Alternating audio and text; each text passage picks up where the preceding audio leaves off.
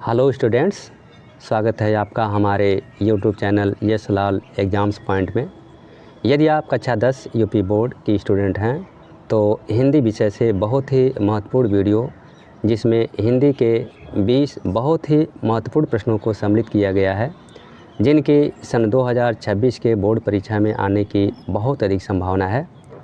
और यदि आप हमारे चैनल पर पहली बार हैं तो चैनल को सब्सक्राइब अवश्य करिए, ताकि ऐसे ही अन्य विषयों के महत्वपूर्ण वीडियो आपको समय समय पर मिलता रहे। तो आइए बिना देर करते हुए वीडियो को शुरू करते हैं। इस वीडियो का पहला प्रश्न आपके सामने ये है। हिंदी साहित्य के श्रेष्ठ निबंधकार, आलोचक एवं इतिहासकार के रूप में जाने जाते हैं। कौन जाने जाते हैं? हिंदी साहित्य के श्रेष्ठ निबंधकार, आलोचक एवं इतिहासकार के रूप में जाने जाते हैं। कौन जाने जाते हैं? आपके लिए ऑप्शन है बालकृष्ण भट्ट, दूसरा है पद्मलाल पूर्णालाल बख्शी, रामचंद्र शुक्ल, और इनमें से कोई नहीं। तो इस प्रश्न का सही आंसर होगा रामचंद्र शुक्ल, यानी कि विकल्प सी सही है। चलिए अगले प्रश्न की तरफ बढ़ते हैं। महादेवी वर्मा द्वारा रचित रेखाचित्र है। महादेवी वर्मा द्वारा रचित रेखाचित्र है। आपके लिए ऑप्शन है जिंदगी मुस्कुराई, अतीत के चलचित्र, गांव की साँझ, बाजे पायलिया के घुंघरू। आपको बताना है कि महादेवी वर्मा द्वारा रचित रेखाचित्र इसमें से कौन है?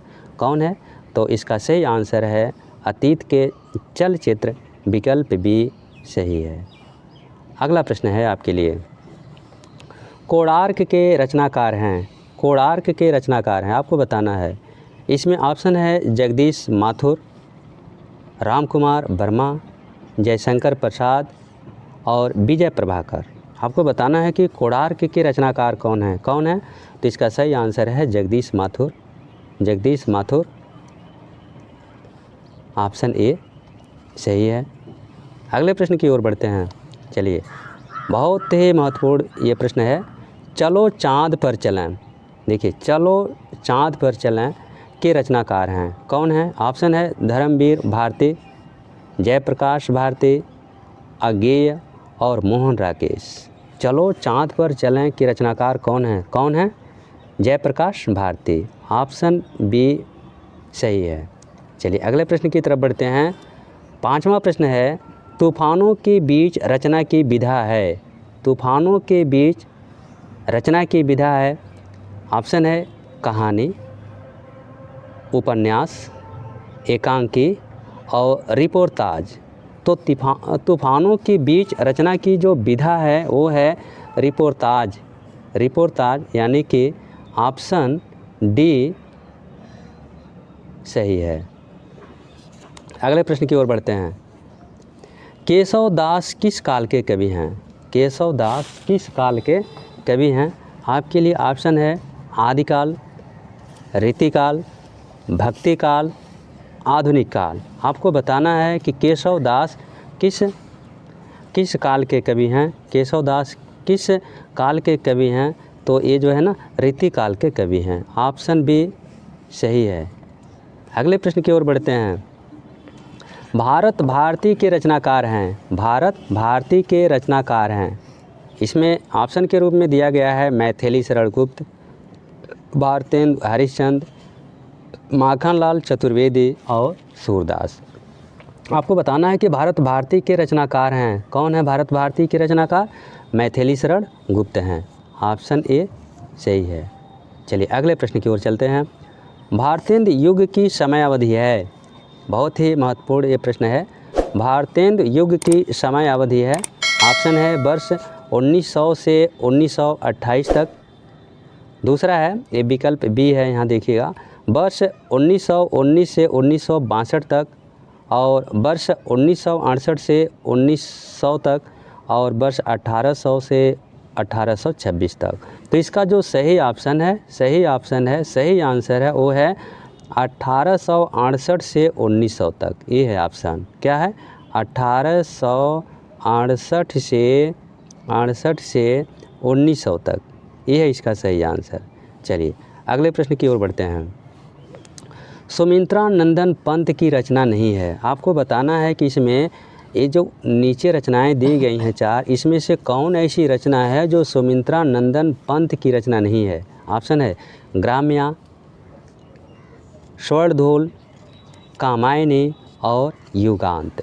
तो इसमें से कौन ऐसी रचना है जो सुमित्रा नंदन पंत की रचना नहीं है? तो कौन सी नहीं है? देखिए बहुत ही आसान है, कामायनी। कामायनी जो है सुमित्रा नंदन पंत की रचना नहीं है। ये किसकी है? जयशंकर प्रसाद की है। जयशंकर प्रसाद की है। जयशंकर प्रसाद की है। ठीक है। अगर ये वीडियो पसंद हो तो आप जो है चैनल को सब्सक्राइब कर दीजिए और लाइक कर दीजिए ताकि ऐसे ही वीडियो आपको मिलता रहे। चलिए अगले प्रश्न की ओर चलते हैं। रीतिमुक्त काव्यधारा के कवि हैं। रीतिमुक्त काव्यधारा के कवि हैं कौन हैं?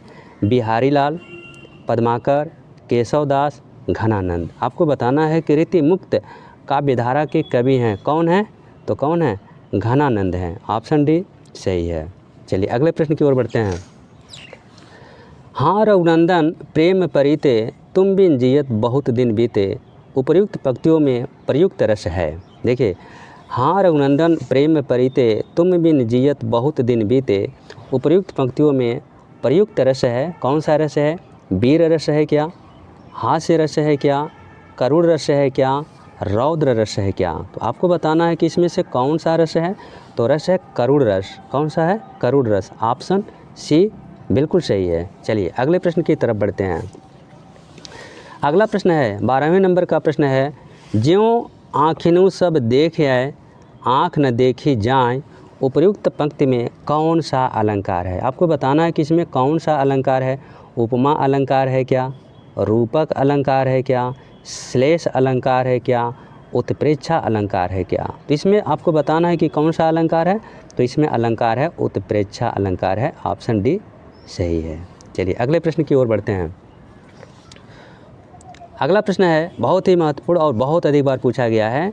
सोरठा छंद के पहले एवं तीसरे चरण में मात्राएं होती हैं। आपको बताना है कि सोरठा छंद के पहले और तीसरे चरण में मात्राएं होती हैं। तो इसमें ऑप्शन दिया है 13 और 11 मात्राएं, 11 और 13 मात्राएं, 11 मात्राएं, इनमें से कोई नहीं। तो आपको बताना है ना, इसमें जो सोरठा छंद के पहले और तीसरे चरण में जो मात्राएं होती हैं 11 मात्राएं होती हैं। ऑप्शन सी बिल्कुल सही है। चलिए 14वें नंबर का जो प्रश्न है, सुगम शब्द में प्रयुक्त उपसर्ग है। बहुत ही आसान है, बहुत ही महत्वपूर्ण है। सुगम शब्द में प्रयुक्त उपसर्ग है। आपको मालूम होगा कि उपसर्ग किसे कहते हैं। उपसर्ग वह होता है जो किसी शब्द से पहले लगता है। तो सुगम, सुगम में प्रयुक्त शब्द है क्या है? सुगम, सु है। ऑप्शन है, ऑप्शन के रूप में सु, सौ, सुग और गम। तो सुगम में प्रयुक्त शब्द क्या है? उपसर्ग है, सु है। ऑप्शन ए सही है। चलिए अगले प्रश्न की तरफ बढ़ते हैं। नवरत्न में समास है। नवरत्न, नवरत्न यानी कि रत्न से पहले एक संख्यात्मक शब्द है नौ। तो आपको मालूम होगा किसी भी शब्द से पहले अगर कोई संख्यात्मक शब्द है तो क्या होता है? द्विगु समास होता है। तो नवरत्न में जो समास है ना वो क्या है? द्विगु समास है। ऑप्शन बी बिल्कुल सही है। चलिए अगले प्रश्न की ओर बढ़ते हैं। पृथ्वी का पर्यायवाची शब्द नहीं है। बहुत ही महत्वपूर्ण और बहुत ही आसान है। पृथ्वी का पर्यायवाची शब्द नहीं है। तो इसमें से कौन ऐसा है जो पृथ्वी का पर्यायवाची शब्द नहीं है? आप देख रहे हैं भू, भू पृथ्वी का पर्यायवाची शब्द है। धरा पृथ्वी का पर्यायवाची शब्द है। वसुधा, वसुधा भी है। परशुन नहीं है। कौन नहीं है? परशुन नहीं है। परशुन नहीं है। ऑप्शन डी सही है, यानी कि ऑप्शन डी सही है। पृथ्वी का पर्यायवाची शब्द ये परशुन नहीं है। चलिए अगले प्रश्न की ओर बढ़ते हैं। त्वाम शब्द में विभक्ति एवं वचन है। त्वाम शब्द में विभक्ति एवं वचन है। कौन सा है? ऑप्शन है द्वितीया विभक्ति एक वचन, चतुर्थी विभक्ति एक वचन, षष्ठी विभक्ति एक बहुवचन और तृतीया विभक्ति एक वचन। तो इसका सही आंसर होगा द्वितीया विभक्ति एक वचन। ऑप्शन ए सही है। चलिए अगले प्रश्न की ओर बढ़ते हैं। अर्थ के आधार पर वाक्य के भेद हैं। अर्थ के आधार पर वाक्य के कितने भेद हैं? ऑप्शन के रूप में दिया है 4, 8, 2, 5। तो अर्थ के आधार पर वाक्य के जो भेद हैं ना वो कितने हैं? 8 भेद हैं। कितने हैं? 8 भेद हैं। ऑप्शन बी बिल्कुल सही है। चलिए अगले प्रश्न की ओर बढ़ते हैं। 19वां नंबर का जो प्रश्न है इसमें लिखा है कृतवाच्य में प्रधानता होती है। कृतवाच्य में प्रधानता होती है क्रिया की होती है क्या, विशेषण की होती है क्या, कर्ता की होती है क्या, कर्म की होती है क्या? तो इसका सही आंसर होगा कृतवाच्य में जो प्रधानता होती है वो किसकी होती है? कर्ता की होती है। ऑप्शन सी सही है। और इस वीडियो का अंतिम प्रश्न 20वें नंबर का प्रश्न आपके लिए है। जिसके अलग अलग रूप वाक्यों में मिलते हैं वे पद कहलाते हैं। यानी कि जिनके अलग अलग रूप वाक्यों में मिलते हैं वे पद कहलाते हैं। क्या कहलाते हैं? विकारी पद कहलाते हैं क्या, अविकारी पद कहलाते हैं क्या, प्रत्यय पद कहलाते हैं क्या, अव्यय पद कहलाते हैं क्या? तो इसका सही आंसर होगा कि जिनके अलग अलग रूप वाक्यों में मिलते हैं वे विकारी पद कहलाते हैं। ऑप्शन ए सही है। उम्मीद है आपको यह वीडियो पसंद आया होगा। अगर वीडियो पसंद आया है तो आप हमारे चैनल को लाइक और सब्सक्राइब अवश्य करें ताकि ऐसे ही महत्वपूर्ण अन्य विषयों के वीडियो आपको समय समय पर मिलता रहे। धन्यवाद।